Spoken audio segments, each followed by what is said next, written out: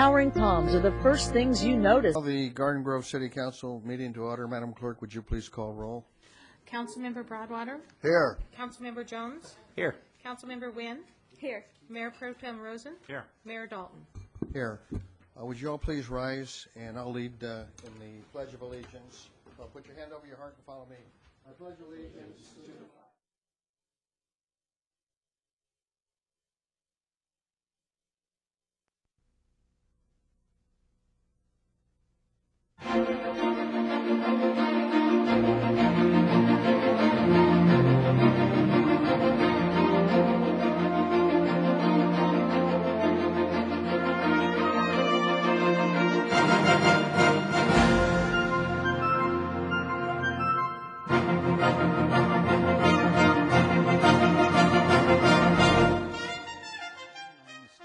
And I've been a resident of Garden Grove since 1969, and I represent All-Star Turf.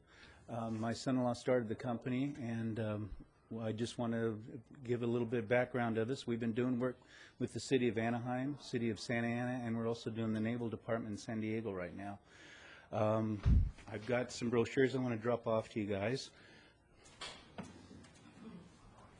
I myself, I like grass, but it's getting to the point now with as far as water and everything conserving that we need to start doing alternatives, and I think our turf is one of the best out there. There's many, many turf companies out there right now, so you really need to do your homework.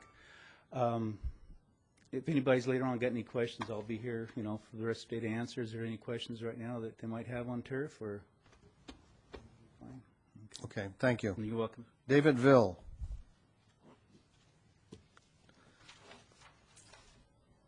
Good evening, Mayor, with City Council. I know that at the last City Council, it was interrupted somehow or another. It didn't get televised, and some of my members did not hear what I had to say, and they would like to have me repeat it, so I will. The Garden Road chapter of ARP is a senior group of American volunteers dedicated to helping our seniors age with a little dignity, and we provide a public service, and we believe that public service is about helping people, especially the young, the disabled, the weak, the elderly, and we hope to achieve this goal by keeping our members informed on issues that are important, that affect them and our community. Because this is an election year, our chapter will be doing its part by holding candidate forums and discussing issues that are of concern. It is important to understand that our chapter is nonpartisan. We do not endorse candidates. However, we do endorse issues. And this is what I have to make clear to everyone, is the candidates and to our members, that we do endorse issues, but we do not endorse candidates. With that said, I wish to offer an open invitation to all candidates that are seeking office to come to any of our meetings. Our Board of Directors meets the first Friday of every month at 9:30 here in this building in the Heritage Room. And our general meetings are the third Tuesday of every month here in Room B. The past year, our members were just, I don't think that I have to go into that, because I think that you got that the last time. Our senior citizens are hopeful that candidates will accept our open invitation to meet, converse, and get to know one another by actually seeing you in person. I did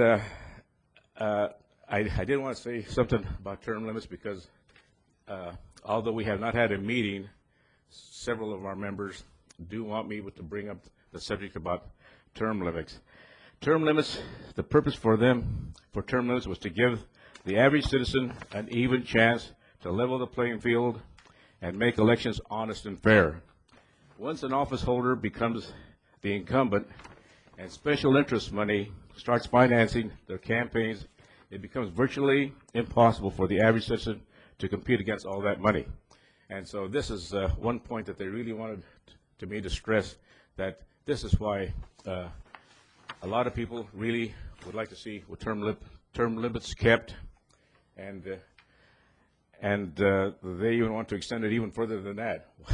Once you've served your term, they figure you should be it, and give the average citizen a chance also to be able to implement some of their ideas. It's because they always say sometimes that new blood with new ideas makes a big difference. We hope that this council will see that many citizens will see that this is a serving issue and vote to keep the 4-year term limit waiting period. And with that, I thank you very much. Thank you. Herb Lieberman.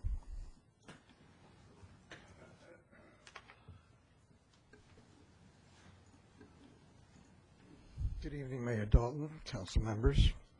I had sent a letter to the city of Garden Grove, to the council and the mayor, and copies to the staff in June about this kind of a thing, not just artificial turf, but coincidentally, that same day, the governor of California declared a drought emergency.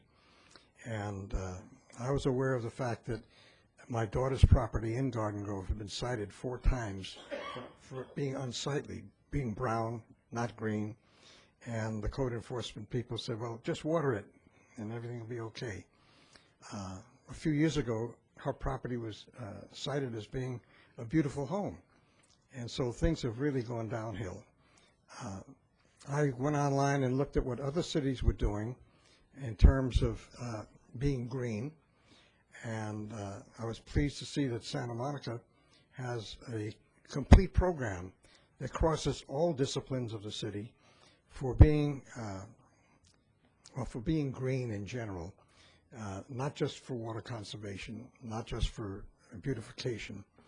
And then I looked at our municipal code to see what the code said were requirements for landscaping and such. And I looked at what other cities had defined as landscaping, because there's a great variation between hardscape, softscape, vegetation, artificial or whatever. And I was not looking for something to be like green pebbles on your lawn, but something more than what we have in Garden Grove. And I found out that Garden Grove is restrictive insofar as, at least in the city of Santa Monica, they have a grant program from the Department of, not Water and Power, but the water agency. And so they have rebates available to all of the residents of Santa Monica for putting in xeriscaping or artificial turf. But our municipal code does not allow artificial turf. So residents in Garden Grove couldn't get a rebate if they applied for it, because we don't allow artificial turf. That's the only link I have to the subject that you've got up there tonight. But thinking about what has happened over the years here and where we are in development, I know that the municipal code has to be updated, and I've spoken to the assistant city manager, and he's been very cooperative. I have to compliment the city staff. There was no delay in them tackling this program. They've been working on this for over a month now, so I know they're doing their homework. But I can't help think that for this time in our society, where we're not only thinking of conserving water, but going green in general, and we're looking at food shortages and the like, there are many options that a resident in the city should have. They might even grow a vegetable garden in their front yard. I don't know if the code would allow that. But in general, I wanted to suggest that if Garden Grove can get a grant program going from the water, whoever supplies us water, the water district, or establish their own, I would suggest that they take my daughter's house, which is at 10751 Allen Drive. It's a 4-way stop. You can't miss it, and it would be a great showcase if Garden Grove City decided to have a program and advocate it to the citizens. Thank you. Thank you, Herb. Marlon Mason. Good evening, Your Honor and council members. May I pass this picture around while I talk to you, or is that possible? Yeah, just send it Go to him. ahead. Yeah, that's fine. Picture of our front yard. Helen and I, my wife, we know and love grass. Excuse me, could you start the time again? I don't want to cut him short. Oh. Okay. Thank you. My wife, Helen, with me tonight. We know and love grass, real grass. My daughter, when she lived at home, worked a late shift at Robinson's one night, drove in the driveway to come home at dark, and they found 2 policemen in our yard with flashlights on the grass. And she said, "Oh my God, I live here. What's the matter?" They said, "Oh, we're just looking at your grass."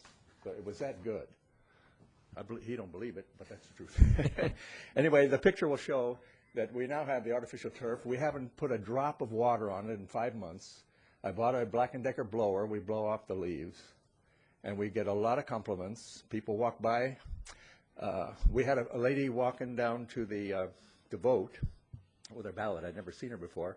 I was out front putting something in the trash can, and she said, boy, your lawn's really coming along. And, I said, well, do you think I should mow it? She said, I think you could wait just a little while. It looks that good. But that's all I have to say. But I think it's a real water saver, and we're no longer putting fertilizer and having things run down into the gutter and so forth. So we love it, and we hope that you'll approve the idea for our city. Are you a Garden Grove resident? Yes, since 1976. We're at 6602 Acacia Avenue in what we call West Garden Grove. Thank you. Thank you. David Lotherborn.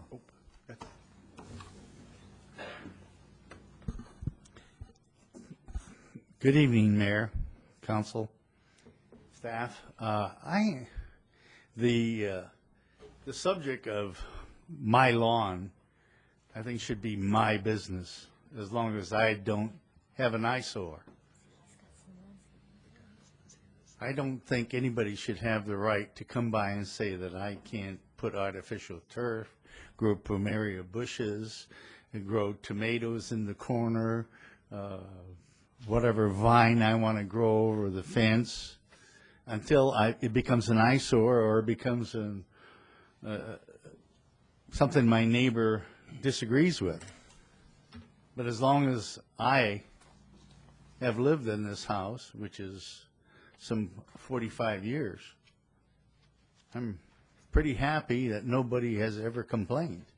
And I've seen other lawns where they grow palm trees. There isn't a blade of grass in their yard. They have palm trees growing over. I've seen rock gardens with cactus, and they all look good. Viva la difference. Everybody has their own, and I think we've got to keep that as a citizen. We have got to have not the government. Government shouldn't have any say unless we are abusing our rights. But we got too much government control now. We need to put the brakes on. In the lawn, I paid for it. I water it. I don't have a synthetic turf, but I like my lawn. I like my yard. My backyard is even better than my front yard, I think, because I have more plants. But please, let's keep it in the hands of the homeowner. Thank you. Thank you. Rod Powell.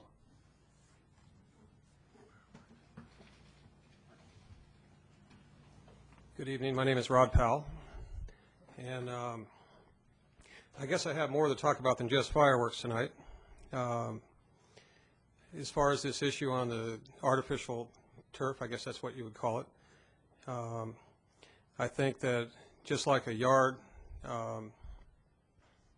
needs to be green if you have regular grass, and I know that code enforcement will cite homes that have grass that's not green. This artificial turf, there's going to need to be monitoring as well. I used to drive down 9th Street, and there was this house on the right-hand side when you're heading over towards Orangewood, and I always used to point out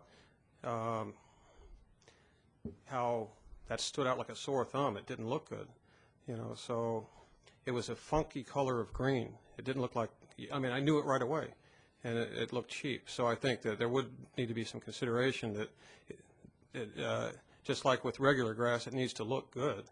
It needs to look presentable and not look like a sore thumb, like some weird thing. But I also agree with what the gentleman before me said. On term limits, I have not much of an opinion, but I was shocked last week, Mr. Rosen, when you said that you had bargained with another council member, which it's not hard to figure out who, if I tried, but I don't know who it is. But I think I do. But I mean, I would like to think that our issue that we've been trying, an awful lot of us, to put on the ballot for an awful long time is an important issue, not something that a council member would bargain with another council member to go against his strongly felt feelings on the issue, I'd like to think that I'm getting better representation than that, honestly. You didn't comment on anything I had to say last week, if I recall, and it's okay. I don't care because it's usually not good. It's not in my benefit. I mean, let's put it that way. I would like to. I don't know what it takes. I don't know when we run out of time for someone to say that this is an important issue as far as the fireworks to be put on the ballot. Anyways, let's see, term limits. If I can't think of what I have to say further, I better stop. Thank you for letting me go over the time last week. Thank you. Cookie Smith.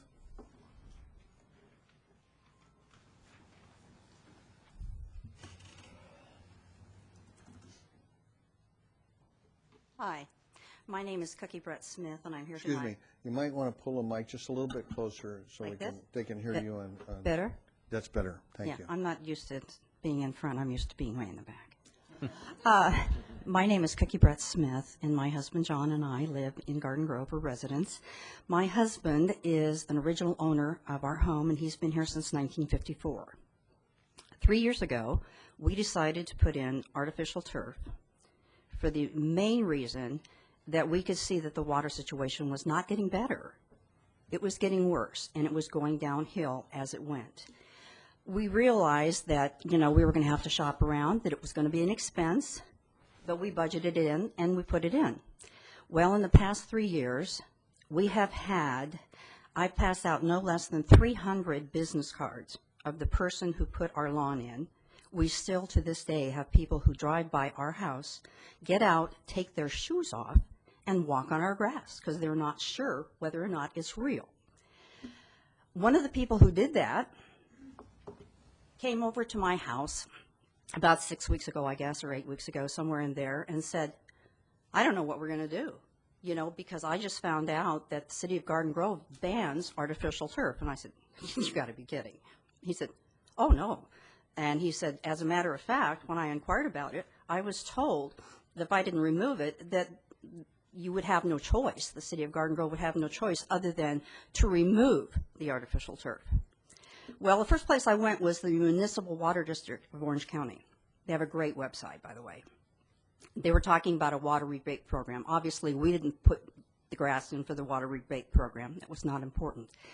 But on their website, one of the things they had was a drop-down box. And in that drop-down box were a list of vendors who install artificial grass who they didn't, say buy from this guy or buy from this guy, but said these are people that are professionals, know how to do it. I also talked to the Municipal Water District, and I said, well, how should I handle this? I want to keep it low-key. And the reason I guess I want to keep it low-key is that I had the privilege of being on the first Citizens Academy that Garden Grove had with the police department.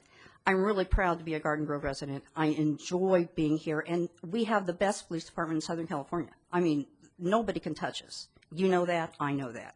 I know we have a good government, but I have a couple of problems. One, when the person who came over to my house upset that he was going to have to remove his artificial turf told me what was said, I said, you can't be serious. You can't be telling me that you called my city of Garden Grove and somebody there said, this is policy.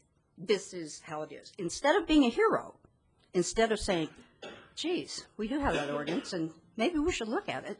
No. So next thing I knew, I was in the newspaper, front page. Next thing I knew, my name was up again today. And I'm not used to that. I'm not good at it.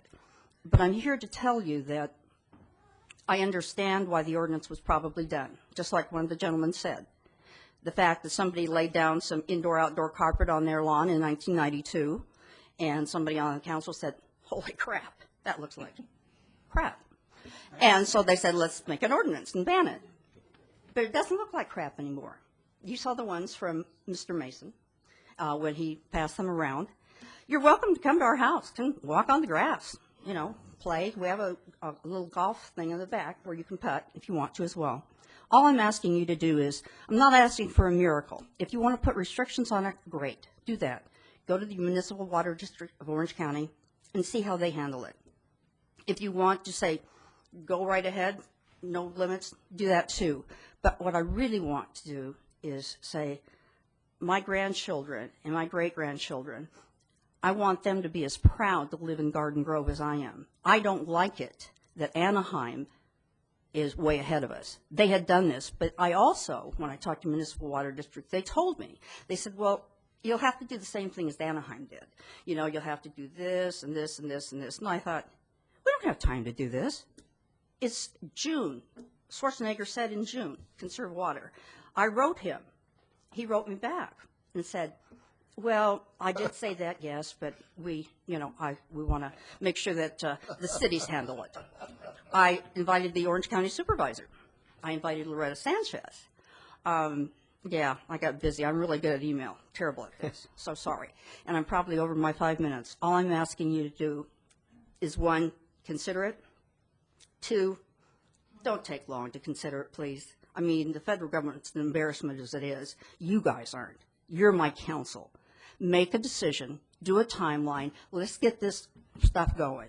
Let's, people who want to have their yards look nice and save water, they should. Okay? Thank you. Russ McDonald.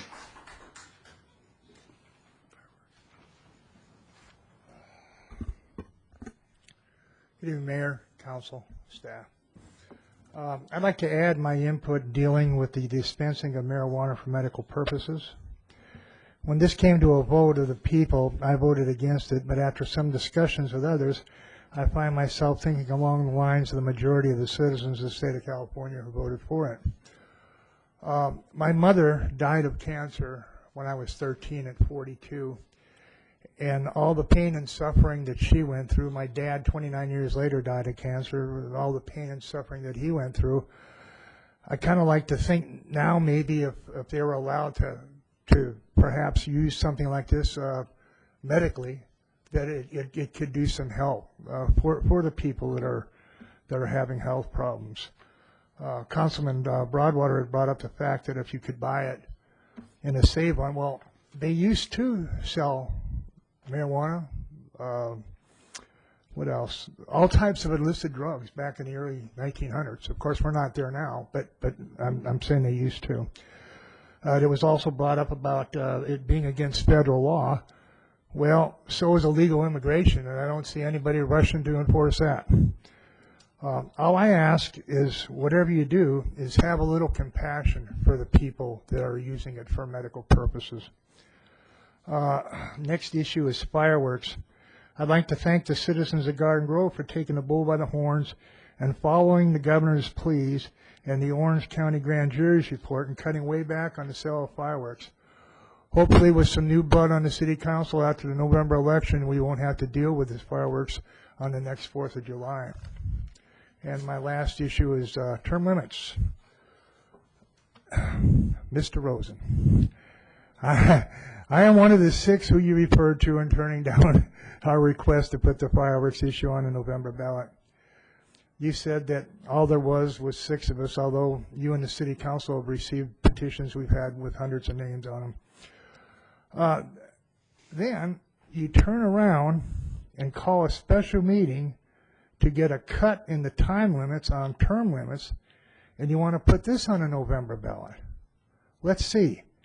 You say there are only 6 of us wanting to end the fireworks, and that's not enough. And then you come along, and there's only 1 of you. And along with maybe perhaps the other 4 council members. But in my opinion, this example of government, it needs to change. We need people. We need you all to listen to us, okay?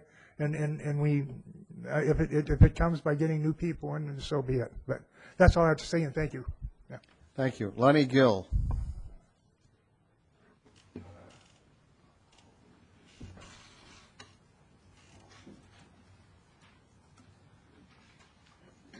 Mr. Mayor, City Council members, actually, I'm not Lonnie Gill, I'm Joyce Gill. We both filled out a card because we didn't totally understand. Well, you were next, so does that mean there's only going to be one of you speaking? There's only going to be one of us. Okay. Aren't you pleased? No. I offer everybody 5 minutes, and I understand. No, I don't mind one bit. We're actually both here on behalf of 36 of your homes in Garden Grove, or approximately 72 residents. We had a special incident happen with their water billing that started last September, and we started asking for the water department for assistance with that overusage. We were being billed for overusage of somewhere between 1.5 and 2 million gallons per month. For 36 homes, that averages 39,000 gallons per homeowner per month. If you remember, about a month ago, the head of the water department in Los Angeles was kind of busted because he was using 37,000 gallons for a 6,000 square foot home. These are condominiums, which are about 1,200 square feet average. So it was really illogical that they were using this amount of water. Starting in September of last year, their bill jumped to 5 to 6 times the normal usage for homes that size. By the March billing, which was January and February, they had jumped to 7 to 8,000, or 7 to 8 times the normal usage. We came to the water department. We asked for the meter to be checked. It took them 5.5 months to check the meter. I'm not here to criticize the water department. I am asking for assistance from the city council for these 72 homeowners. In this time of water conservation and drought, we felt first off there should be some sort of a flag on water bills when there's an overusage like that. And certainly when you have people begging for the water department's assistance in finding out what the problem was.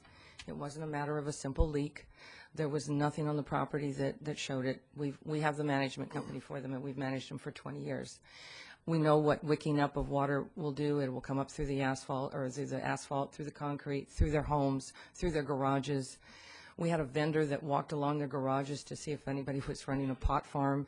That would explain the overusage of water. We did everything we possibly could. It was one of those situations where we were begging the water department to please step out of their box and look at this overbilling that was going on. It didn't pass the test of logic.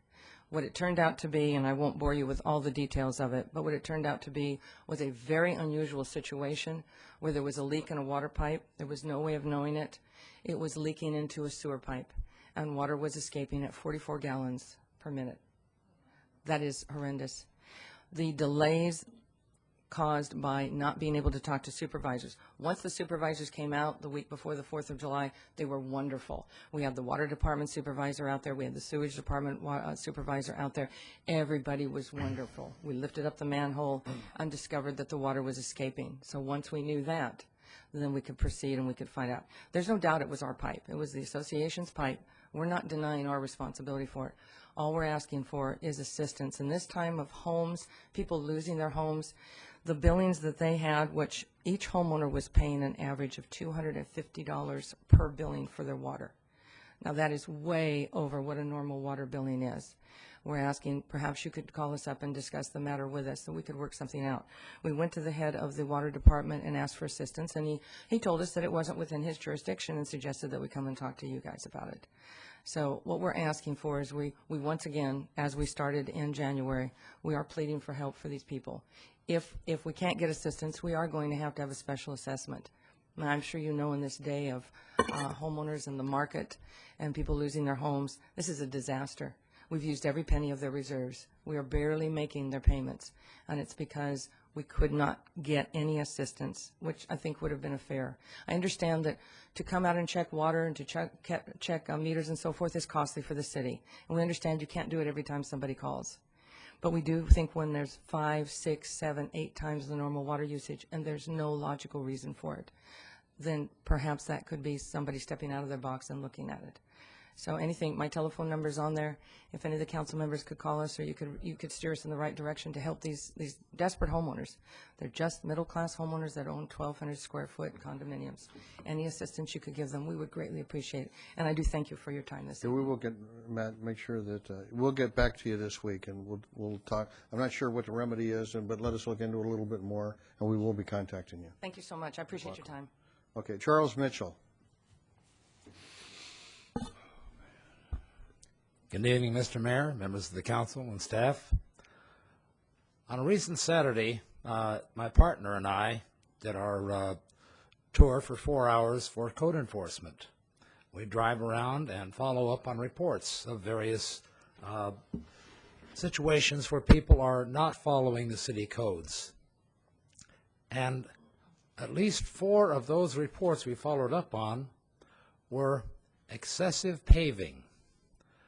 Now, this is a situation where the front of the property from the house to the street was completely covered with concrete. They turned it into a parking lot. Now, of course, it's in violation of city code, and how the city is going to deal with it is another issue. But we're talking about people that are disregarding common sense and going ahead and paving their entire front of the house. Now, some of them had a little bit of landscaping, maybe a couple of planters with some decorative flowers or something like that. When I was looking at some of the plans for new townhomes that were being brought before the council, I noticed that the amount of open space around these is very limited. Perhaps that's accomplished with variances so that people can build a little larger property construction and still only allow so much for grass, whether it's natural or artificial. Now, the reason I understand the original ordinance went in was because we were suffering from a period of heavy rainfall and flooding. And of course, if you put down any artificial surface, you're going to have excessive runoff of water. It's not going to soak into the ground. So we were faced with a lot of problems there. So that might have been behind the ordinance originally. Now we're in a drought position. And it seems logical that we should try to conserve water wherever possible. Now, the funds for the sewer repairs that were just recently put into effect with bonds are directly related to the water bills. That's the way they come up with a plan so that we could pay for the bonds. Now, if someone is using less water, that means that city's getting less revenue. So on the same token, if there's an excessive amount of use, the city should be alerted at the same time. So in the first instance, when they're not using enough water, the city is not getting enough money, then someone should be contacting the property owner. If, on the other hand, there's an excessive amount of water usage, the same red flag should come up on the computers. We have computer assisted billing. We should be able to come up with something very quickly so that we can get in touch with the property owners and say, whoa, there's a problem. Let us come out and check it and see if we can help you solve it. So maybe a new policy within Public Works would be appropriate. Thank you. Thank you. Peggy Bergen.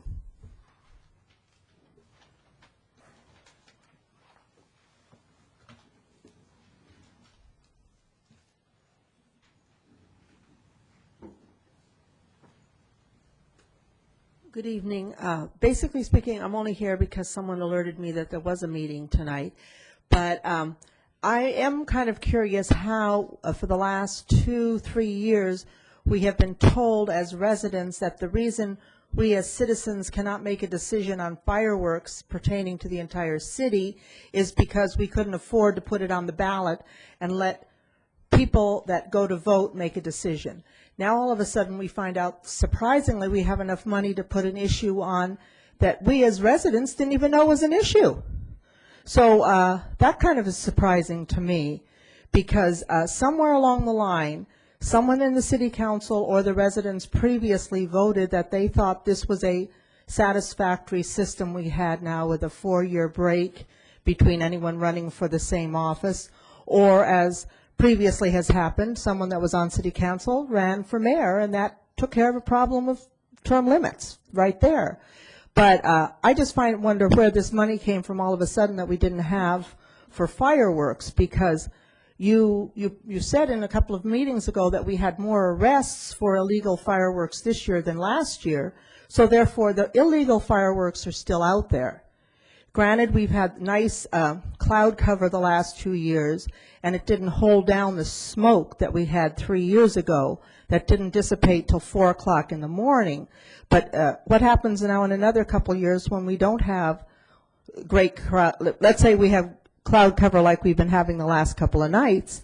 That means all the fireworks that are going off in my neighborhood until, let's say, 1:30, 2:30 in the morning would be kept right down on my windows that need to be open because I have no air conditioning, and the only way I cool my house is by leaving my windows open. But I'm just kind of curious where the money came from all of a sudden to be able to put this on the ballot, and how the discussion can be today when I was at the meeting, not last meeting, but the meeting before, and this had never even come up to my notice.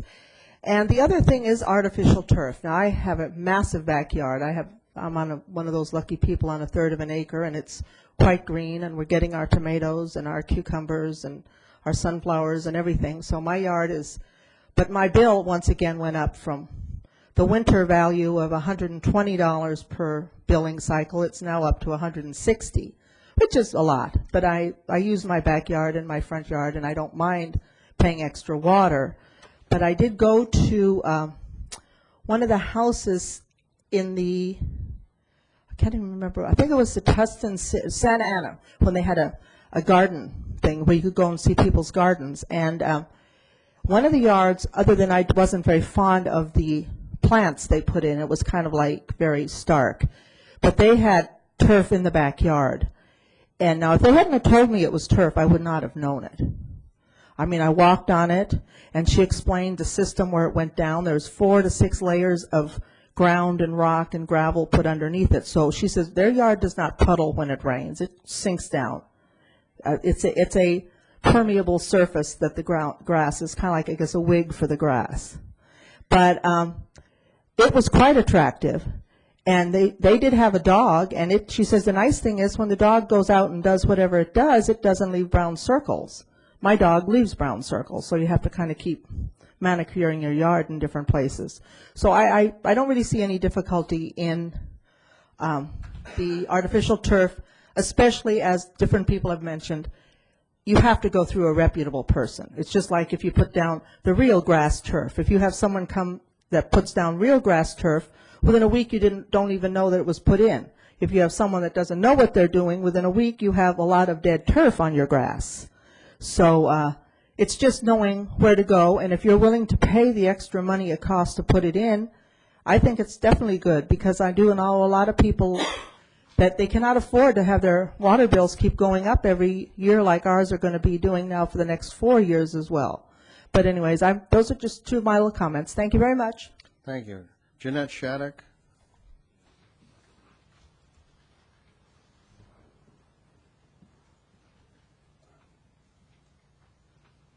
Hi, most of what needed to be said, I think, has been said about the turf, about the landscaping. One of the concerns that wasn't mentioned is that with the aging population, the demographics, we really have to consider what citizens are going to be able to do to maintain their landscaping. And I think that the artificial turf and some changes in your ordinances would certainly be an appropriate move for the City of Garden Grove to consider. Thank you. Thank you. Paul Lucas.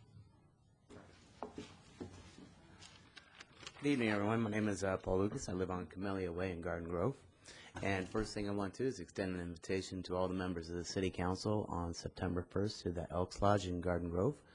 We're having our annual Labor Day bash. It's a very large event. A few thousand people come throughout the lodge through the day. Big barbecue and raffle for the automobile. Second thing I want to talk about, I wasn't aware of this artificial turf thing as the special meeting, but you know, my education is water resources and water quality, and I would urge you to approve this as a viable option for people to put on their lawns. I think it's a great idea. Really help in reducing our water usage as a community, and I know if my neighbor got it, I'd be able to sleep a lot later on Saturday morning, and so I'm sure a few other people would enjoy that as well. But the main issue I wanted to talk about today is item 7B, the ballot measure to shorten the length of council member has to sit on the bench before he runs again. I think I'd like to offer an alternative ballot measure to just lengthen the term of the mayor has to sit out to 4 years instead of 2 years. I think that'd be a little more equitable. If if the intent is to make it equitable, I think that would be a more viable option. I don't know how Mr. Broadwater would feel about that, but anyways, I think that I would urge you to do that instead. Thank you. Thank you. Connie Naranjo.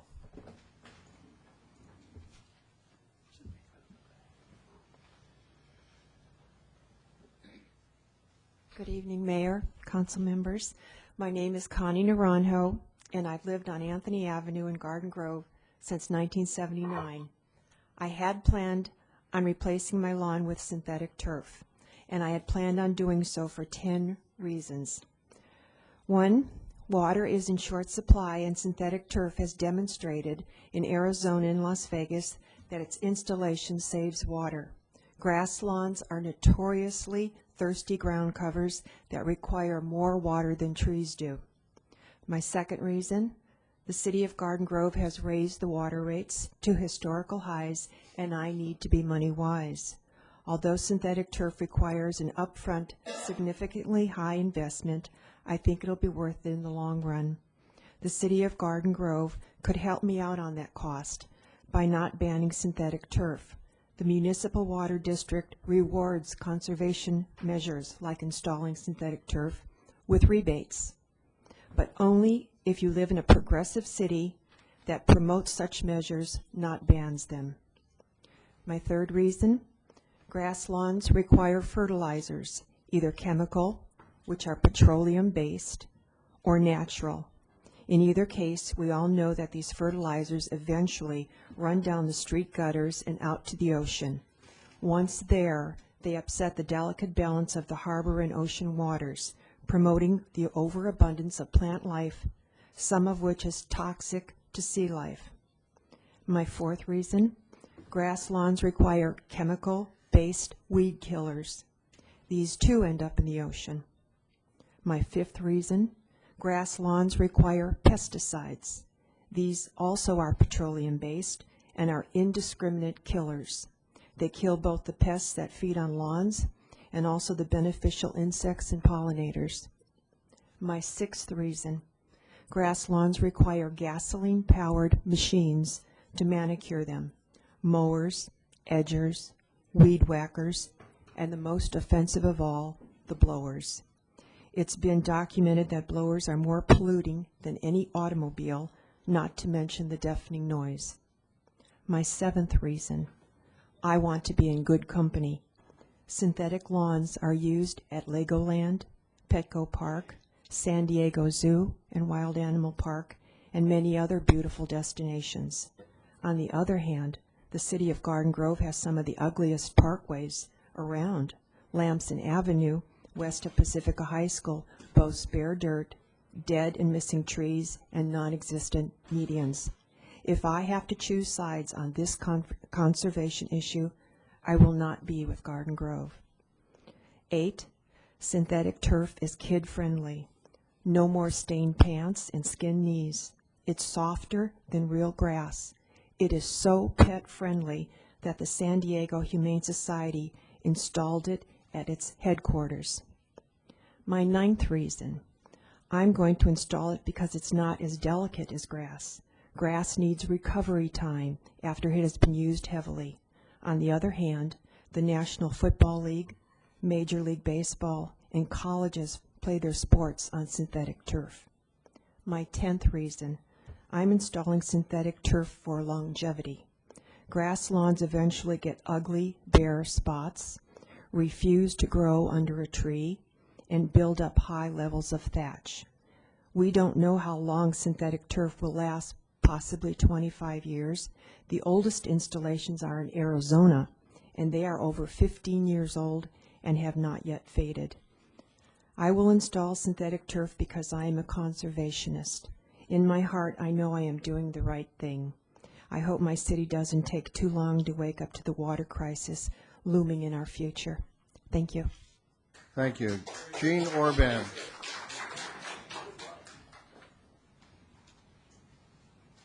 just want to say good evening to all the ladies. Why and don't you, gentlemen. pull the microphone a little bit I'm closer. short. We want to hear you. I just want to say good evening to all the ladies and gentlemen who are here at this meeting. And my name is Jean Orban, and I have lived in Garden Grove for about a year and a half. I just rebuilt a burned house that I had owned since 1973, I believe it was. Anyway, when it came time to do the lawn, I hate grass because it takes my time to. I think all of these things have been said that about the goodness of the turf, but I didn't want to spend time doing grass, so I got bids from sod people who put in real grass and people who put in turf. And for a 10-year period of time, which the turf people guaranteed me that it would be in prime condition after 10 years, I saved $3,500 from the people who would put in the sod, the amount of water that I would use, the maintenance, and the keeping the thing looking green so that people would say, oh, isn't that a pretty lawn? Well, they go by now and say, oh, isn't that a pretty lawn? I live at the end of Seacrest, and the kids walk home from school, and they come and take their shoes off and walk across my grass, and they think it's just great. And the policemen have been by, the mailmen have been by, and they all like my grass. So I would say that it's time to take off the ban, and I did try to get the rebate, but the water district said no, Garden Grove has a ban on it. And that's the first that I knew about it, and that was just about 6 months ago. So when this came up, I decided I'd best come and talk to everybody and tell them this is great. Okay. Thank you. Lynn Ho.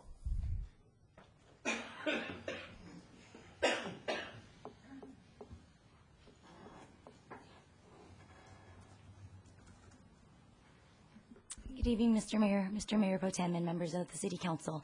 My name is Lynn Ho. I'm an attorney and a resident here in Garden Grove, less than a mile away from City Hall. I first wanted to share with you something that I've been doing kind of all day. There's a seminar offered by my office, an attorney in our office, called The Legal Practicalities of Land Development.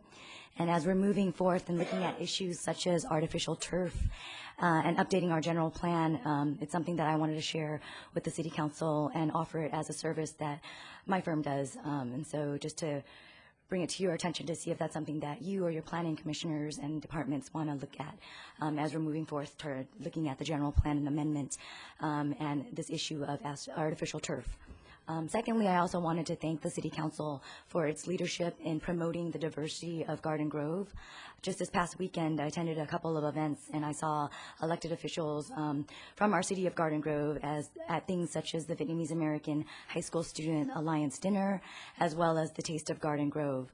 And as I was walking around Main Street with my brother, I was stopping by different downtown businesses, and one of the sentiments that I felt was that a lot of people who may not belong to the Downtown Business Association feel that they don't have a voice in the development of Main Street, Garden Grove, or the development of the city. And again, I encourage you to listen to those voices, and I want to ask you in particular what kind of space you're providing for those voices outside of folks who don't belong to the Downtown Downtown Business Association in order for them to get their input in the development of Main Street as well as the development of the city as a whole. So I'd like to open up that question. This isn't a dialogue. For your consideration. Yeah. And Someone then- will get back to you. Sure, and This then- is, yeah. Sure. My final point is that last week I brought up that the traffic situation on Westlake Street, and I just also wanted to see, it's been a Sunday since that last time I spoke at City Council, and I still see a lot of the same issues in terms of. Well, I will answer that one for Okay. you. You wanted to know about the parking lot for St. Columbans. The parking lot for St. Columbans was completed over a year ago. They swapped land with the developer who had the land on the west side of Nelson. That is not owned by St. Columbans, so the parking that you see is all of the parking now. Correct. That wasn't my inquiry to the City Council. Actually, my question was whether or not there can be something done about the traffic going in and out of St. Columban parking lot, because there's a lot of traffic flowing out of that parking lot, even though there's a sign there that says entry only. So cars will exit off of that and flow onto Westlake Street. Well, unfortunately, that's private property, and so where they have an exit, it's not enforceable by the California State Vehicle Code, because it is private property. I agree with that. My question is for the traffic flowing into the parking lot on Westlake Street, which is public property, which is not paved, there are no sidewalks, and there are no lights on that street. So my question was whether or not this was something that the City Council was considering as you're looking at updating your general plan and the general things that you're doing to improve the city's streets and Okay. sidewalks. All right, thank you. Thank you. Okay, that's the last card I have, so I'm going to close oral communications, and we'll go right to 7A. Mr. Mayor, you do have a presentation on artificial turf, and I'd like Carl Hill to introduce this item for you. Mayor and members of the City Council, there's been expressed concern, as apparently as has been going on tonight, regarding artificial turf, and it was raised, and so staff has put together a brief presentation on artificial turf, and upon conclusion, we'll be able to respond to questions that you may have regarding this matter. At this time, I'll turn over to Lee Marino to present a PowerPoint presentation on this. Thank you. Thank you, Mayor and City Council members. Currently, our city code does not permit the use of artificial turf. The code basically states that all unpaved areas shall be planted and that all areas required to be landscaped shall be covered in turf or non-deciduous ground cover. Specifically, the code continues to state that artificial plants and synthetic ground covers are prohibited. In reviewing the potential for the use of turf, we looked at a survey that was conducted by the Municipal Water District of Orange County, where 34 Orange County cities were surveyed. We also looked at the city of Anaheim, who had done a test program in 2004, and we also looked at the city of Buena Park.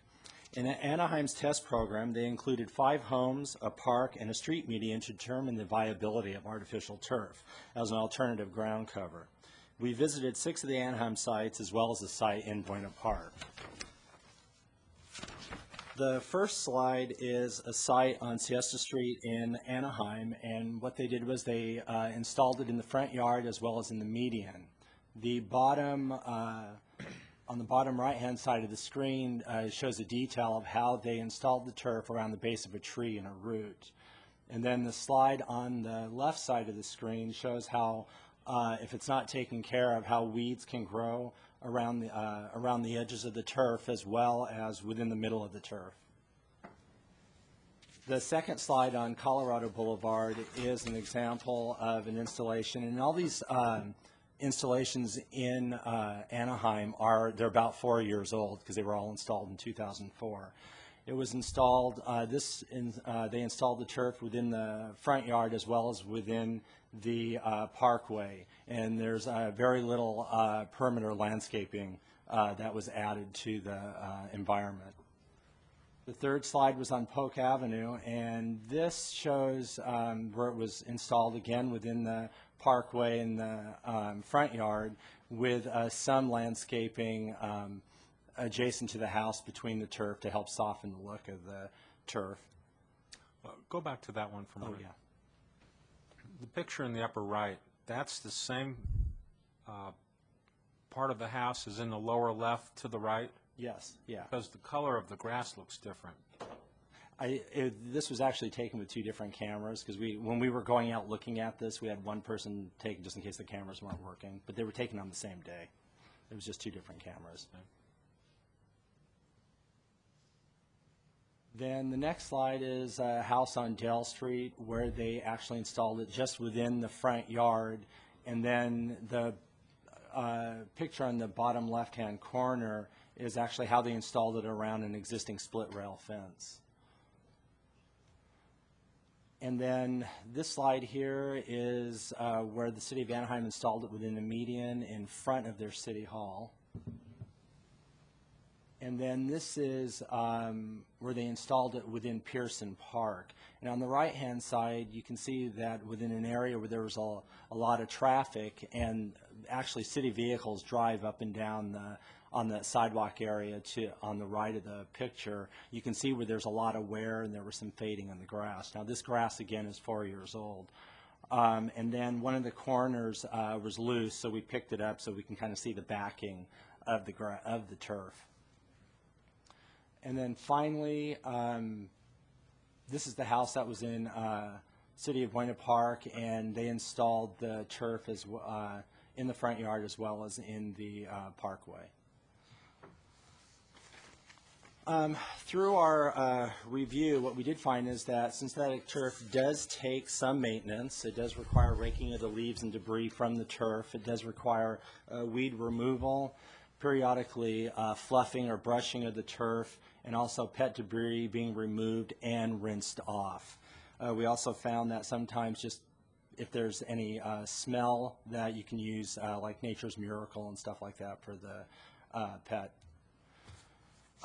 Pros and cons for the installation of the turf. The pros were the water conservation, reduction in water bill cost, lower maintenance, eliminates need for lawn pesticides and fertilizers, as well as aesthetics.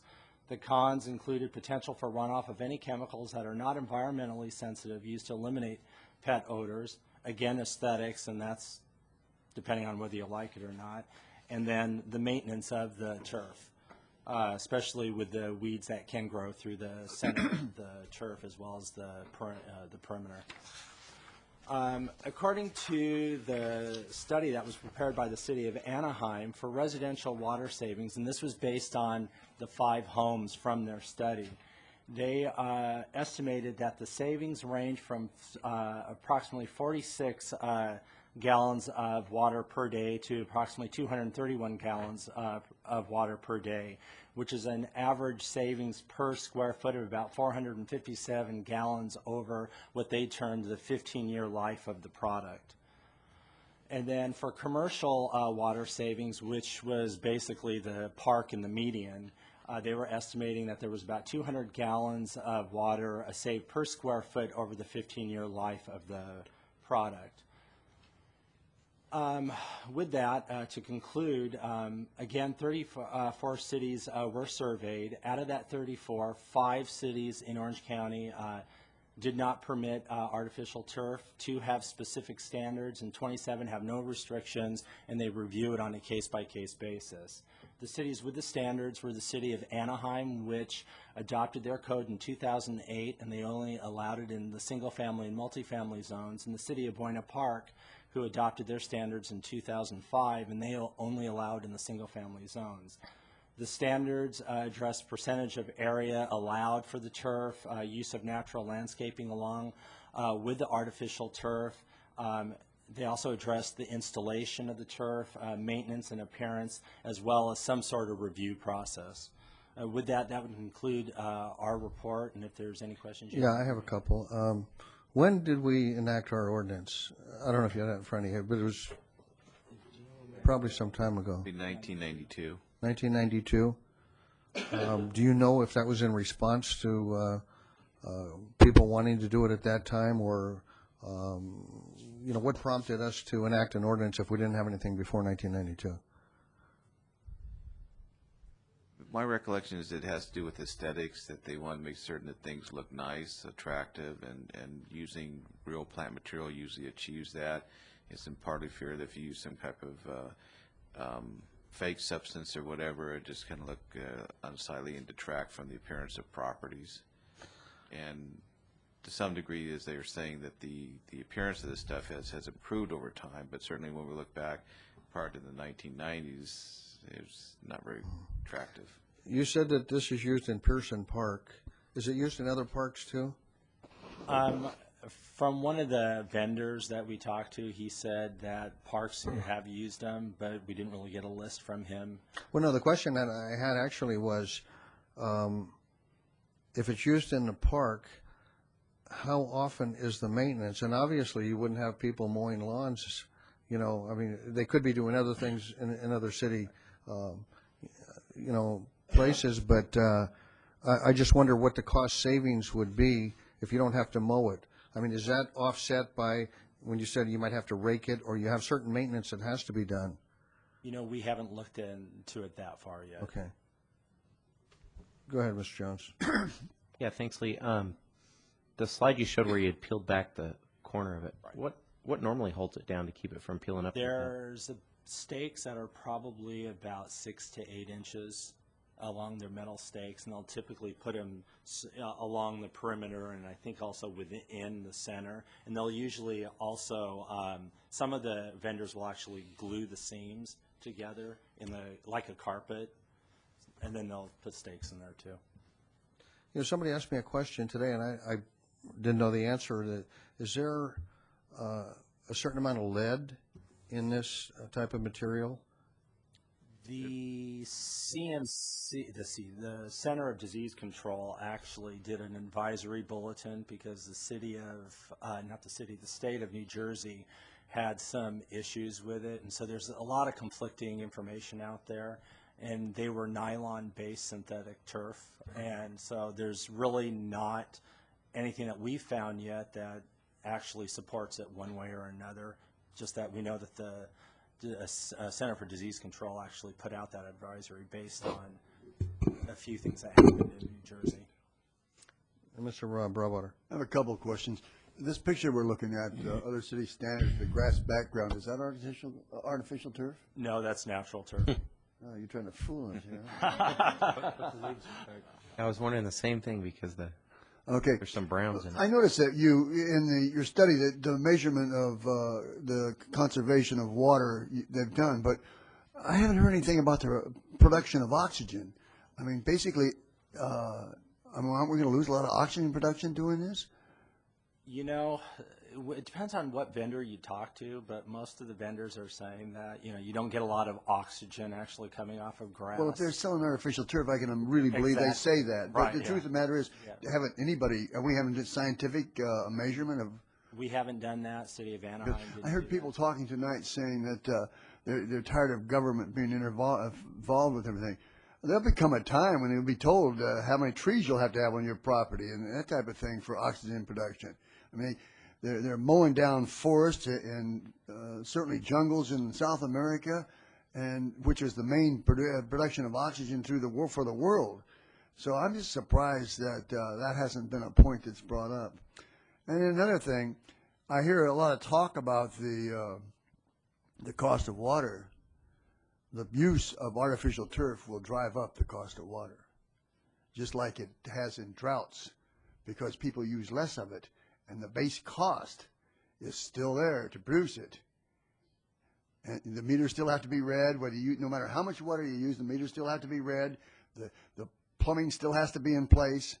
And so the cost of water by putting in artificial turf for the mass as a total will go up.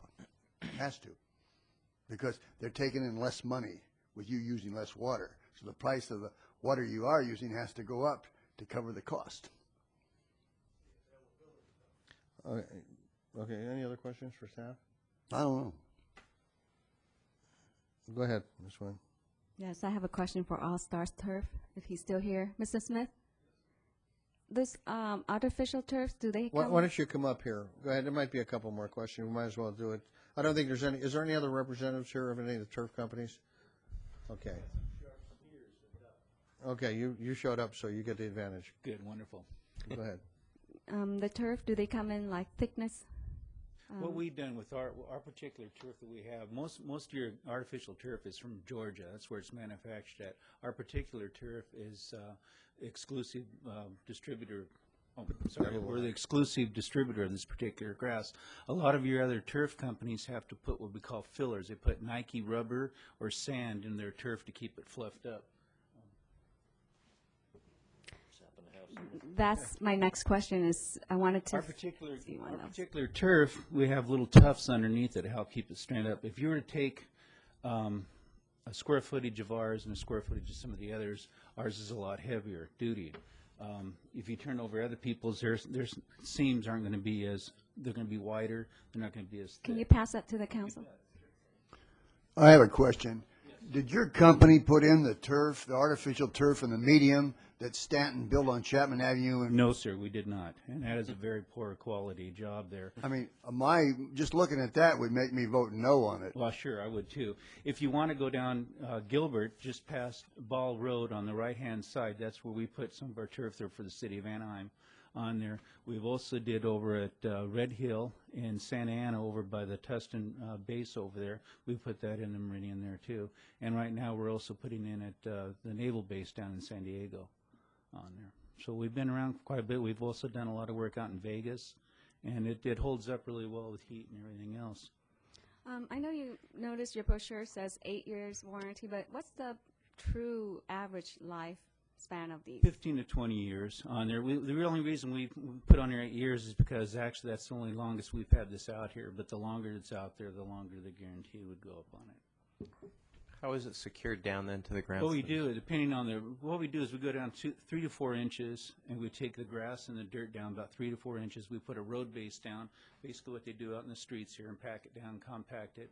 Then we put decomposed granite on top of that.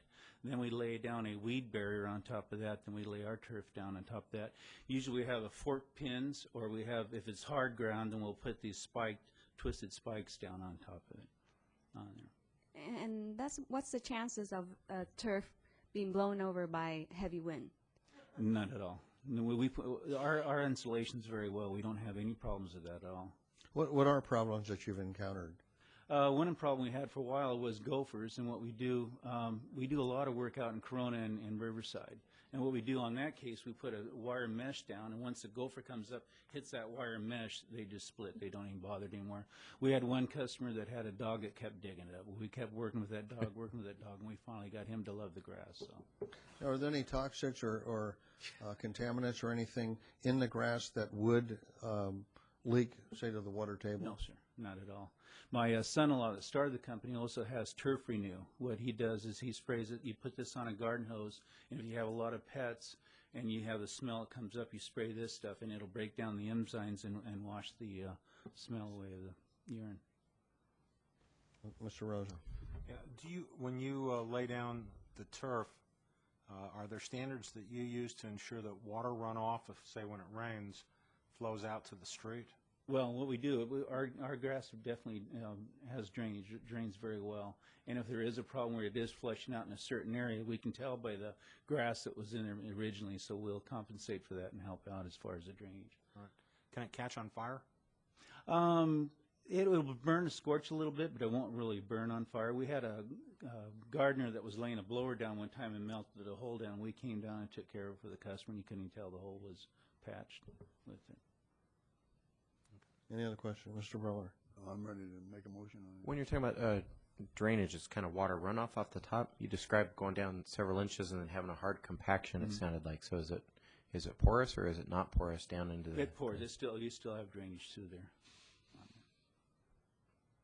I'd like to put a motion together here. I'd like to make a motion that you bring back maybe 3 or 4 different options for us that we can take a look at. I probably will be voting for it. If somebody wants to do this, I really don't care. Wouldn't be me, but I think that that we really cannot continue to keep people from getting a discount from putting it down from the water district. I can't imagine how much that would be. But I would like you to do that, put some options together for us, bring it back, and pretty soon, because some of these people like to do this right away, and let us take a look at what we'd like to pick out. Maybe we change it around a little bit, put them together, and make it work. I'll second that, but I have a comment. Sure. At this point, I mean, if there's anybody that's been notified by the city, whether code enforcement or someone, that some action is pending or going to be taken, put everything on holds. Don't do anything as far as that in that respect. And I think we do need a little more time to study as far as finding out what the pitfalls are, because we're hearing some, from Mr. Smith, but I do want a little more follow-up with some of the other cities to find out what their biggest complaints, and maybe they're not valid, but I think that it's very difficult to tell people you can't have a brown lawn, but don't put a green one, even though it's artificial on there. And I agree that, whether Mr. Broadwater's right or not, as far as the cost going up because of less usage, there may be some truth to that. But the point is, I think that you still have to offer people alternatives, and this is an alternative that is very viable. And I'd rather see artificial than rather see brown lawns. I hadn't quite finished my motion before you come in and seconded it for me. That's okay. So I'd also like you to actually find out what the oxygen production of grass is, what we're really doing to ourselves. And I think it's important that we do have oxygen. And I mean, it's going to be an all plastic cement world, I'm sure, someday. But some way they're going to have to figure out how to make enough oxygen for us to all breathe. So, Mr. Rosen. You know, I'll support that, but what I'd like to see staff come back with is a specific ordinance, or maybe it's just the repeal of the restriction on artificial turf. According to what we're looking at, 2 cities have specific standards. I mean, maybe we should look at their standards, but 27 have no restrictions. How do they do it on a case-by-case basis? Do they require a variance or some kind of approval? From what we gathered, and we didn't talk to all 27 cities, they do it at a staff level. I really think that it sounded to me a little bit arbitrary on how they. I really think he's correct from that standpoint, but I would like to be able to ban that stuff that Stanton's using in their mediums. I mean, I really think it looks terrible. And so. No, I just want to make a comment. Go ahead, Steve. I'm sorry. Good. Yeah, I'm not done. I agree with Mr. Lotherborn. The less that we restrict what people can do in their yards, the better off people are. And, you know, we have homes in this city. Nelson, you just drive up Nelson, there's 3 or 4 homes in a row that have no grass at all. It's all pavement or it's all hardscape. And they don't, you know, I'm not offended by those. There are some homes on Garden Grove Boulevard, some recently built McMansions that don't have any grass there, and but they look nice. And the one concern I would have is the concern we have right now on grass, which is when you let your home go and let it get run down, it affects property values for everybody on the street. And when you see 3 or 4 homes in a row that have brown grass or overgrown grass, it makes the whole street look shoddy. So I'd want to make sure that by having artificial turf that we don't allow something that makes everything look shoddy also. But other than that, I just soon allow people to do what they want with their yards. Well, we don't know what technology will do with it. You raise another thought. I don't agree that doing away with grass is going to make water rates go up. I think, you know, you hear that, but the next big crisis after the oil crisis is going to be drought. And we know it's coming. And if we can do something now that has people cut back on the use of water, we're benefiting society as a whole. And the fact that we may have a higher cost per unit of water because our overhead is fixed, well, we'll have to deal with that. But I think there's a bigger benefit in cutting back on the use of water and reducing the threat from drought. So, and I think this goes a long way toward that. Well, I think anyone that's willing to put turf down, put artificial turf or whatever you want to call it, is going to keep the rest of their property up. Because if someone's going to let their lawn die, everything is going to look shoddy.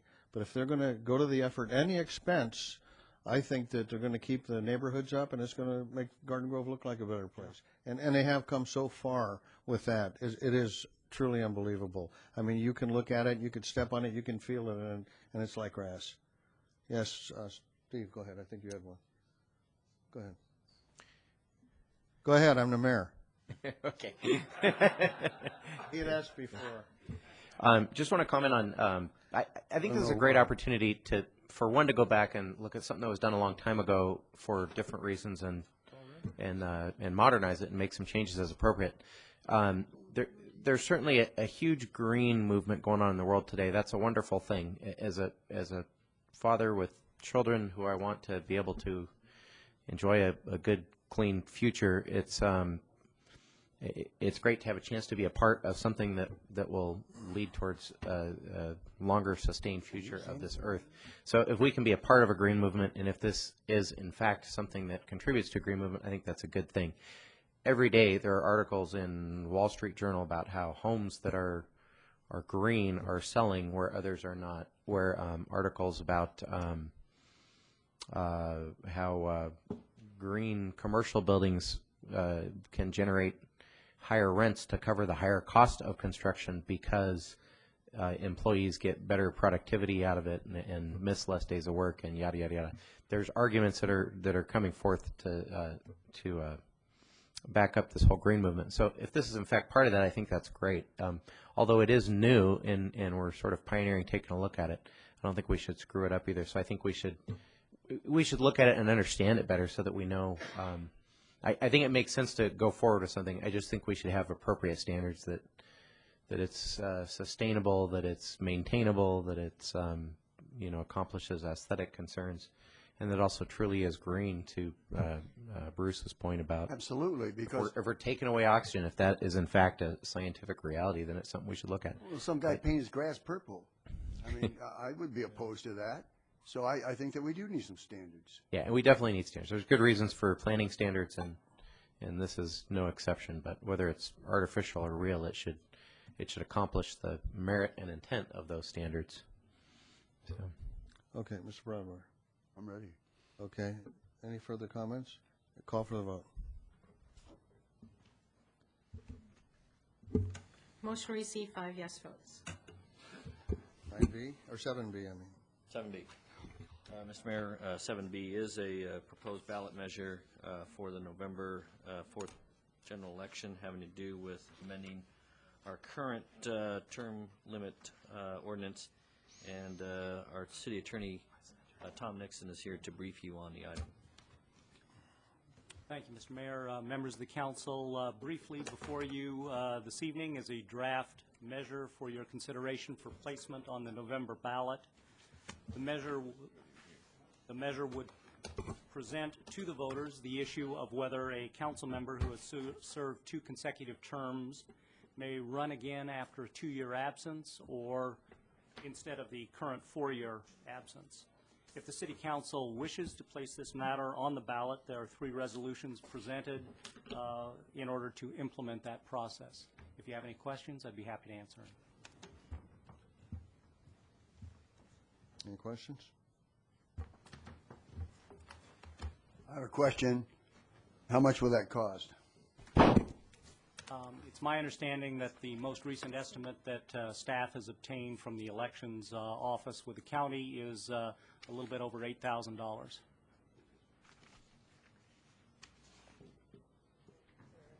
I'll speak to it. Go ahead. I have a question. Quick ahead. one. Is this the exact wording we have for the last one, except with the exception of the 2, in place of the 4 years, we put 2 years in there? No, it is not the exact wording from the last one, because the last one was drafted in a manner that tied both the mayor and the council member positions together, referencing 1 term.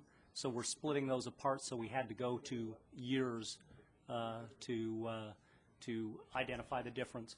And beyond that, just in order to clarify things, there was a provision added to explain that 2 years, if the matter goes forward, is intended to mean that election cycle, not in particular 2 exact years, because depending upon how your election cycle works, you may wind up a few days off either way.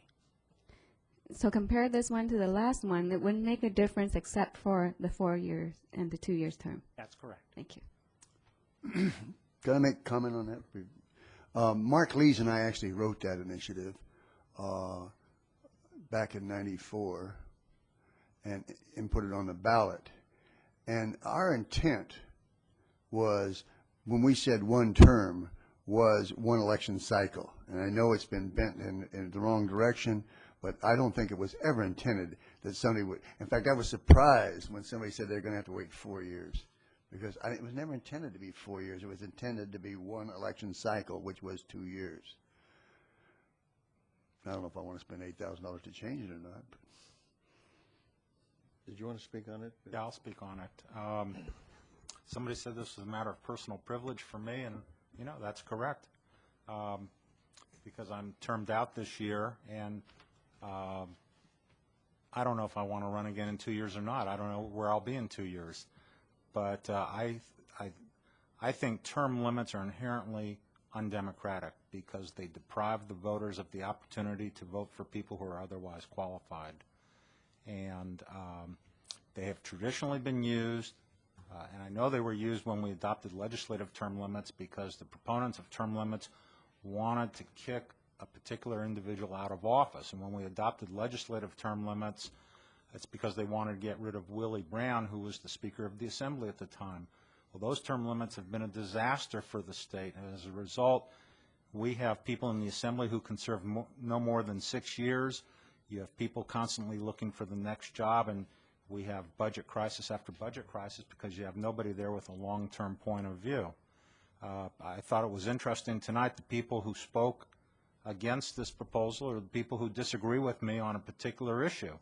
And I've served for 10 years. I've made a lot of enemies, and which is all well and good. You know, when you vote, you make enemies. You offend people half the time. There are people I've appointed to commissions and then subsequently taken them off the commission, and they don't talk to me anymore because they forget that they were appointed. All they remember is that they got taken off the commission. So, you know, you make enemies. But I think it's all well and good to, when somebody has served a number of terms, to have them sit out for 2 years. I think it's unfair to distinguish between the mayor and a council member, where the mayor sits out 2 years and then is eligible to run again, but a council member has to sit out 4 years before he or she can run again. I think it ought to be equalized, and it ought to be equalized in favor of allowing people to run for office. Somebody made reference to campaign contributions and how if you're an incumbent, you have an advantage because you get campaign contributions. That's actually not true in our city, and I'll give you some examples. In the year 2000, which was the first year that I ran in the same election that Van Tran ran in, and Van Tran was not an incumbent, but he raised over $100,000 to get elected to that seat. In 2002, there was a candidate named Joseph Pack who ran for city council. He ran against a number of people. He raised over $100,000 and did not get elected. In 2004, Janet Wynn, who was a new candidate, raised over $100,000 to get elected. So incumbency doesn't necessarily help you. Newcomers are able to raise a lot of money. And when you have term limits, you kind of have the view that people on the city council and candidates are fungible and interchangeable, and one's as good as the other, and that kind of deprives the voters of the opportunity to vote, to consider the individual candidates, whether incumbents or not. We had a guy on our council for 18 years, Bob Dinson, and Bob Dinson voted against virtually every single redevelopment proposal that came before the city council. He was on the short end of a lot of 4-to-1 votes. And he kept getting reelected. He served for 18 years until enough voters disagreed with him. And then he lost his bid for reelection when enough voters disagreed with him. But there's really nobody who took his place. He wasn't interchangeable with somebody else. He had a unique view. And all of us have unique views on different issues. There's a number of issues, including last meeting, where there was a 4-to-1 vote about taking property east of here in the Civic Center area, and I've constantly voted no on that. I've constantly been on the short end of 4-to-1 votes on that. And I don't know if anyone who takes my place is going to have that same view. People talk about my approach to the issue. Some are complimentary, some are not complimentary, but it's unique to me. And so I think we should avoid artificial barriers to candidates running for office as much as we can. So this proposal serves both parts of that. It reduces a barrier by 2 years, but also it does allow, it continues with terming people out so that new faces can come on the council. Now, sometimes you can end up with 5 new faces. I think 6 years ago, Anaheim had a situation where every single member of their city council had served 2 years or less. And I'm not sure the city of Anaheim benefited from that, having all 5 people with a lack of experience. We have, I've seen it at the regional level where people with seniority get into positions of authority and benefit their city. The current president of the Southern California area of governments, Richard Dixon, a councilman from Lake Forest, worked his way up the chain to get to that position. He's been on the Lake Forest City Council for 18 years and finally got there in his 18th year. There's a councilman in Buena Park, Art Brown, who sat for 18 years and now is our county's representative on MetroLink, the light rail that runs through Orange and Los Angeles counties. But it takes a while to build up that kind of seniority, and if we keep terming people out, we lose the opportunity for that kind of seniority. So I think that this proposal is fair. I think it's a good compromise between having excessive sitting out and not having any term limits. So, and that's why I'm proposing it to go to the voters. The reason it has to go to the voters is because the voters enacted it, so only the voters can change it. I'd like to make a few comments. You know, when this was put on the ballot, Measure D, and I'm going to read to you what Measure D said at that time. Term limits restore integrity and responsibility to local government. Term limits reinvigorate government with new blood and new ideas. Real citizen leaders will challenge the bureaucracy and will remember that taxpayers are the real bosses of government. When Councilman Mark Rosen proposed this term, Mark Lees, I beg your pardon, Mark Lees proposed this term limit ordinance, Lees, Mayor Bruce Broadwater, Councilman Ho Chung, and City Councilman Tony Ingenieri approved it so the voters could enact term limits on the City Council and Mayor. We say it's long overdue and ask you to support that. Term limits, this is going on in this. Term limits are a vital government reform for all levels of government. We must avoid career politicians and reduce the influence of special interests. We must give power back to the people, and restore citizen leaders. Don't be fooled by arguments from people who have held office for 15 or more years that term limits are anti-democratic. You know, it was mentioned at one of the meetings that Mr. Broadwater had to sit out 2 years. Actually, he did not have to sit out 2 years.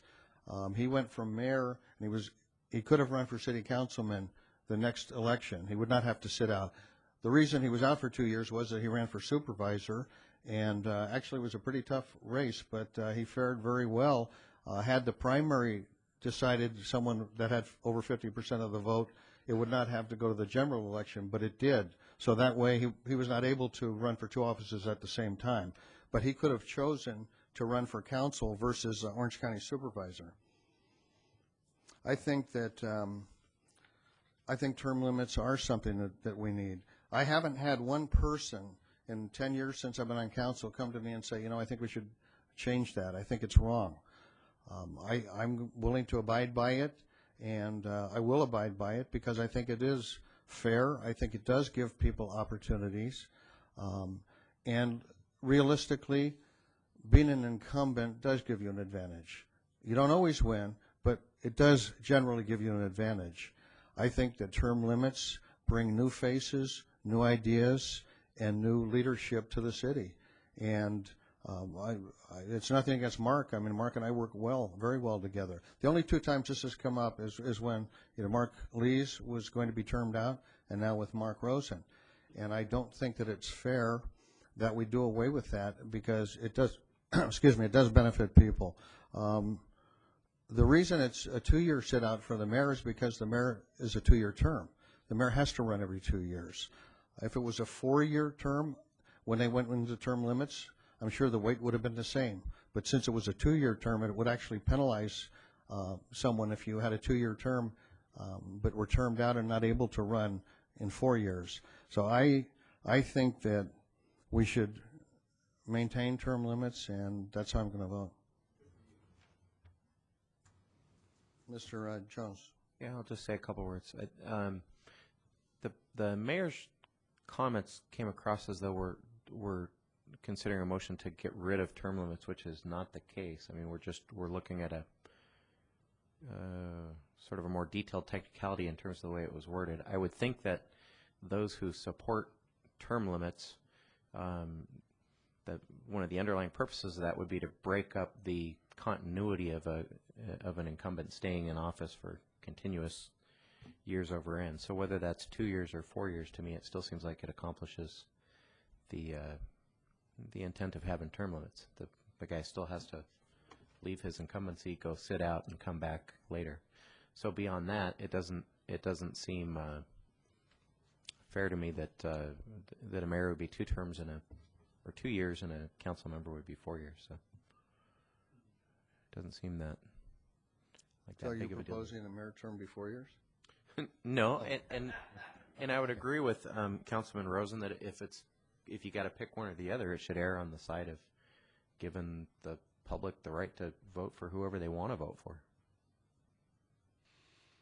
Could I say another Yeah, comment? I'm sorry, Mr. Robert, I didn't see your hand up. Basically, when we wrote that, I think it was about politics more than anything else. I certainly supported term limits when I was trying to get on council, like a lot of others are doing tonight, you know. But I don't believe that it's a valid thing. I think that it corrupts government. It puts the staff in charge. I don't think it's happened here, but it certainly happened in Sacramento. The legislatures are not in charge. They're too busy out raising money for the next office they're going to run for. And I just think that term limits, the first term limits we really saw was when it was put on 8-year, 2 4-year terms on the President of the United States. And that was really done by a conservative group that never wanted anything like Franklin Delano Roosevelt again. He had had 4 terms, and they were definitely opposed to that. And so they limited it to 2 terms. Harry Truman was the first guy that would have actually put in 2 terms. He could have done, I think, well, he had the most part of it. I think he was limited to 2 terms. However, the same conservatives, when Ronald Reagan became president of the United States and said, man, this guy can win some elections, and he knocked out a sitting president, and I mean, overwhelmingly, and boy, they'd like to have done away with that constitutional amendment to cut it back. Well, that didn't work, but there was a lot of talk about it. I think that our intention was, when we wrote this, was one election cycle, one election term. And I think it's been twisted by lawyers since then to make it a 4-year term on the council. I think that having a person sit out for 2 years is plenty, and if they want to come back, I'm not opposed to it. And it certainly was that was the original intention. And having voted for it myself and prepared it myself along with Mark Lees, I know that was the intention. I don't know if it was a good thing to do as far as term limits. I certainly am not for them today. I think that they've ruined the state legislature. I mean, they have ruined the state legislature. And we have government by initiative now, not by the state legislature. And it's a shame. So I'm going to support this. Somebody make a motion for it. I'd certainly support it. Well, I have one more comment, since no one stepped up yet. The people voted in term limits, and there's no hue and cry from the voters to place this item on the ballot. It's being brought up by politicians who don't want to sit out the terms and are being termed out. And the voters approved it, and I'm sticking with the voters. I think, though, that the voters have spoken. I think it's self-serving, and I do agree with a couple people that spoke tonight that said, you know, there are other items that we wanted you to place on the ballot, and you chose not to do it.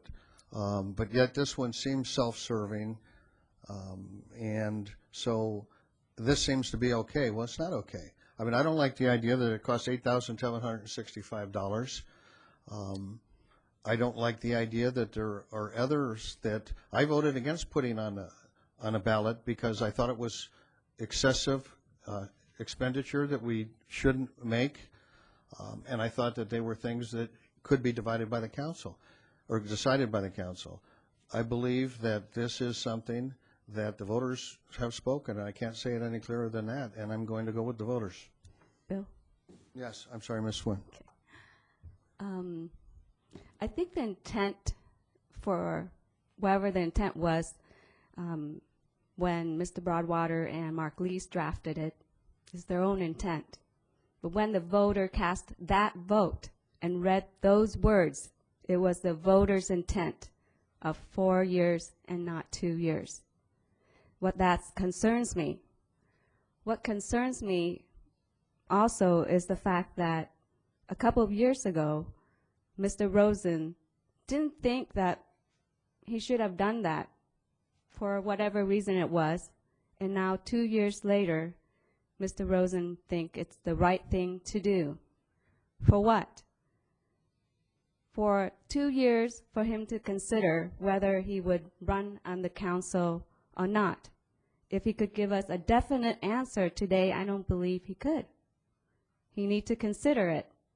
And for that consideration, it will cost the voter $8,600 something. I don't think it's fair for the voters. Another reason I think it's not fair for the council.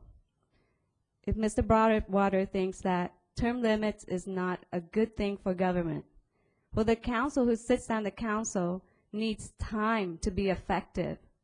And if after one term they have to have the burden of running against a council person that just sat out for 2 years, that limits their effectiveness to run again as a senior council person. Therefore, Mr. Broadwater and Mark Lees may have drafted this so that a council person, if they wanted to move to a higher level, could move on to the mayor position without having to sit out due their seniority and their knowledge. And I think that was very wise, and I still support that. If we put this on the ballot like we did with the appointment of the runner-up, remember that appointment when the voters voted that if I believe Matt, can you remind me of that one where if the runner-up The next highest vote getter. Next highest vote getter would get appointed to an open seat. Right, that was an advisory vote. An advisory vote. And the voter voted for it, didn't they? Right. Right. Even though the voter wanted that, the council disregarded that the last time that we had an appointment. The only reason why I went along with that, because I knew that the person that I cast my vote for knew Garden Grove inside out, and I knew he had Garden Grove in his heart. But I still felt if I didn't cast a vote for him, it would have been wasted. But I felt very badly that I couldn't go with the voters' advisement. Again, I like to go with the voters' choice from the last time, which is to retain the 4 years term in between council and the 2 years term in between the mayorship. I'm supporting the mayor's position on this.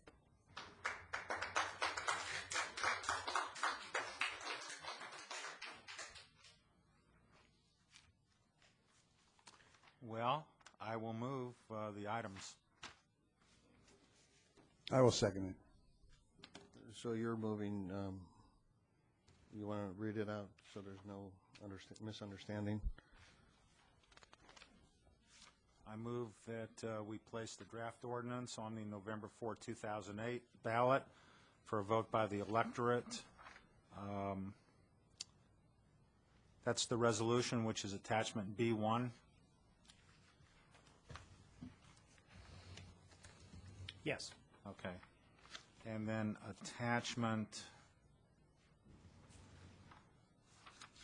Attachment B2 is the resolution for filing a written argument for the measure and directing the preparation of the impartial analysis, and Resolution B3 is relating to the preparation of rebuttal arguments. okay, I will move B1, B2, and B3.